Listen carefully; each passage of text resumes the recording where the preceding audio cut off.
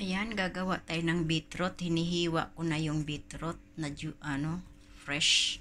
Kasi di naman magkasya dito sa juicer natin. Kaya, at mayroon tayong fresh din na carrot juice. I-mix natin yan. At saka itong orange juice. Kaya, umpisahan na natin mag beetroot.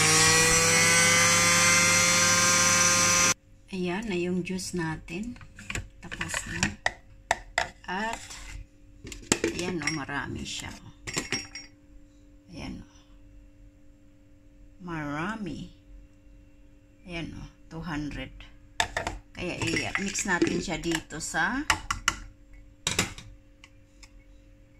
jug. Ayan, parang dugo. Ano? Parang dugo. Ayan, ito yung carrots. Halo natin. Ayan. Diba?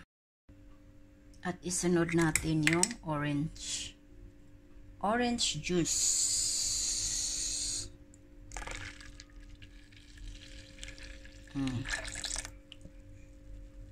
Oh, diba? So haluin natin.